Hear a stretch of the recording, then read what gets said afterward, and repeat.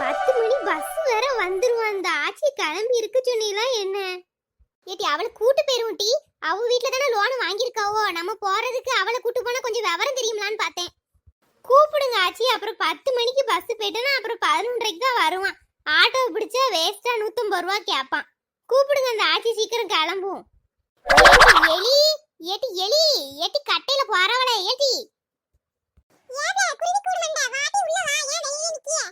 ஏட்டி உள்ள வந்தன்னா உன் மொட்டை முடியில இருக்க 1-2 முடியும் ஆஞ்சி விட்டுருவேன். நீ முதல்ல வெளியில வா. அடுதான் நான் கோவம். ஏட்டி நேத்தே சொன்னோம்ல பேங்குக்கு போகணும், ஹோம் லோனுக்கு எழுதி கொடுக்கணும், வீடு கட்டி பாதி நின்னுகிட்டு இருக்கு வானே. நீ இன்னும் கிளம்பாம இருக்க. ஆமா பிஸியா இருந்து கிழிச்சா வாயில குத்திரும் பாத்துக்கோ. என்ன பண்ணிட்டு இருக்க இப்ப நீ வீட்டுல?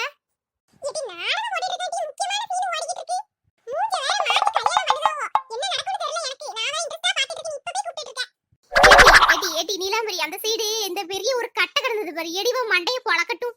நாடக பைத்தியம் ஒண்ணுதான் வச்சு என்ன செய்யலாம் தெரியுமா? ஒரு நாள் நாடகம் பார்க்கல என்ன குளிமுறியா போயிரும்.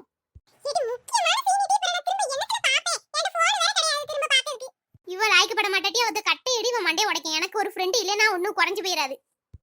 ஏச்சி இப்படி சண்டை போட்டுட்டு இருக்காது ஏச்சி. மணி ஆல்ரெடி 9:30 ஆயிட்டு. 10 மணிக்கு பஸ் வந்துருவான்.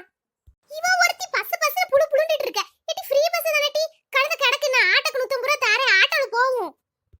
அப்ப சரி இப்ப நல்ல சண்டை போடுங்க. போங்க ஏட்டி இங்க இரு. நீ தான் பேங்க்ல லோன் வாங்கி வீடு கட்டலாம்னு சொன்னேன். உன் மவன் அப்படிதான் வாங்கி வீடு கட்டியிருக்கான்னு சொல்லியிருக்க. மரியாதை என் கூட வா. அவன் எப்படி வாங்கினா எந்த சாரை பார்த்தா எல்லாம் சொல்லு.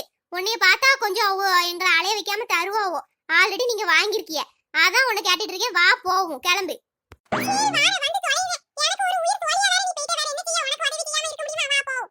நல்ல பெரிய பேங்காதாச்சு இருக்கு, கண்டிப்பா கிடைச்சிரும் நம்மளுக்கு. இதுதான்டி நல்ல வார்த்தையா பேசணும், அப்பதான் நல்லதா நடக்கும். ஏட்டி யாரடி பார்க்கணும் முதல்ல? இந்த சைடு ஒரு தம்பி இருப்பான், இரு நான் அவனை கூட்டி வரேன். முதல்ல விவரத்தை கேளு, அதுக்கு அப்புறம் நம்ம அப்ளை பண்ணுவோம். சரியா? அந்த பையன் எல்லா ஹெல்ப் பண்ணுவான். சரி கூட்டு வா. ஏச்சி நல்ல ஏசியா போட்டு வச்சிருக்காவுல்ல. இதுக்கெல்லாம் கரண்ட் ஆகும்லாச்சி. எப்படி ஏச்சி கெட்டுதாவோ? இவ வேற ஒருத்தி எப்படியும் கெட்டிட்டு போறாவோ. எல்லாம் நம்ம காசு தான், நம்ம வட்டி குடுக்குற காசு. எல்லா காசையும் வச்சு கெட்டுவானுவோ, வேற என்ன செய்தானுவோ? நம்மளும் இந்த மாதிரி ஒரு பேங்க்ல வேலை கிடைச்சா நல்ல 24 மணி நேரமும் ஏசியில இருக்கலாம்ல. அவனுக்கு இருக்க கஷ்டம் அவனுக்கு தாண்டி தெரியும். எல்லா வேலையும் கஷ்டம் தான். இப்போ ஒருத்தர் நல்லா வருவாங்க, ஒருத்தர் இப்ப நம்மள மாதிரி வம்பு பண்ணதுக்குனே வருங்க. எல்லாத்தையும் சமாளிக்கணும்ல. எல்லா வேலையும் கஷ்டம் தான். ஏசில மட்டும் இருந்தா போதுமா? அதுவும் உண்மைதானே. அடே வாங்காச்சி வாங்க. நல்லா இருக்கீங்களா? உங்க மகன் நல்லா இருக்காரா?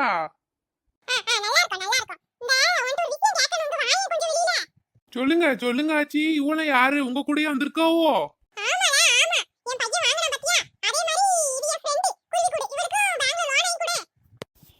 அப்படியா? சரி வாங்கி கொடுப்போம். சரி இடம் எல்லாம் யாரு பேர்ல இருக்கு? என் பேர்ல தான் இருக்கு. எவ்வளவு ரூபா எதிர்பார்க்கிய? ஒரு 4 லட்சம் ரூபாய் கொடுத்தா போதும். உங்களுக்கு மகன் யாரும் இருக்காவளா? மாசம் நல்லா ஒரு 50,000 60,000 சம்பளம் வாங்குற மாதிரி ஆளா இருக்கணும். ஏல அப்படி ஒருத்தர் இருந்தா நான் ஏம்ல இங்க வர போறேன்? மாசம் வட்டி கட்டணும்லாச்சி. ஒரு நிரந்தரமான வருமானம் இருந்தா தானே லோன் கொடுக்க முடியும். என்னன்னே சொல்லுதிய? சரி இருக்கட்டும். இப்போ இந்த 4 லட்சம் ரூபாய்க்கு எவ்வளவு வட்டி வருங்கீய? 4 லட்சத்துக்கு ஒரு 4000 வட்டி, அது போக எல்லாம் சேர்த்து முதல்ல எல்லாம் சேர்த்து ஒரு 20 வருஷத்துக்கு ஒரு 8 லட்சம் ரூபாய் கெட்டுத மாதிரி இருக்கும்னு நினைக்கேன். ஒரு டைம் கூட கொஞ்சம் கணக்கு போட்டு சொல்லுதேன். முதலுக்கு 2 மடங்கு நான் வட்டி கட்டணும்னா இது ரொம்ப சௌரியம் தான். ஏட்டி எலி இவ்வளவு வட்டி ஏட்டி உன் மவன் கெட்டுதான். ஐயோ பாவம் தான் அந்த பையன். என்ன ஆச்சு சொல்லுங்க, எல்லாம் ஏற்பாடு பண்ணிடுவோமா?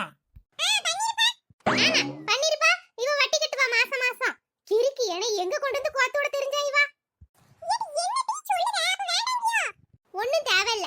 இதுக்கு நான் அந்த அரைகுறைய கட்டின வீட்ல இருந்துட்டு போயிருவேன். எவன் இம்பிட்டு வட்டி கட்ட? அதானே பாருங்களேன் கொடுமையே. என்ன பாட்டி நீங்க வந்து என் டைம் இப்படி வேஸ்ட் பண்ணுதீங்க. லோன் வேணானா ஒண்ணு வேணாட்டா வெளியில போங்க முதல்ல.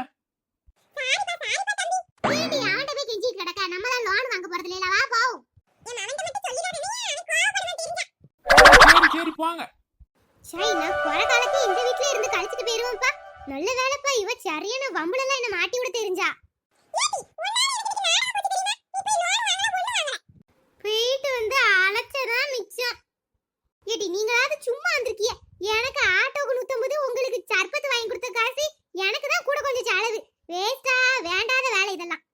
இந்த கிறுக்கி பேச்ச கேட்டு போனது எவ்வளவு தப்பாயிட்டு. இருட்டி, நான் உன்கிட்ட ஒண்ணு கேட்கணும்னு நினைச்சேன். உன் மவன் தான் புது வீடு வாங்கி பால் காய்ச்சிருக்கான்ல, அந்த வீட்ல போய் இருக்கிறதுக்கு உனக்கு என்ன செய்யுது? நான் தான் சரி கெட்ட வழியில வீடு இப்படி போட்டுட்டு இந்த வீட்ல இருக்கேன். நீ அந்த ஓட்ட வீட்ல இருக்க பத்தியா?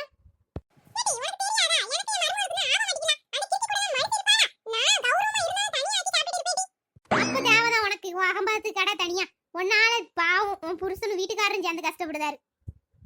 ஆமாச்சி, உங்க மருமோ நல்ல மருமோல, நீங்க ஏன் இப்படி செய்திய? அவ கூட இருந்து அட்ஜஸ்ட் பண்ணி இருக்க வேண்டியதானே. இவ்வளவு காலத்துக்கு அப்புறம் தனியா பொங்கி ஆக்கி திங்கதுன்னு நல்லாவா இருக்கு?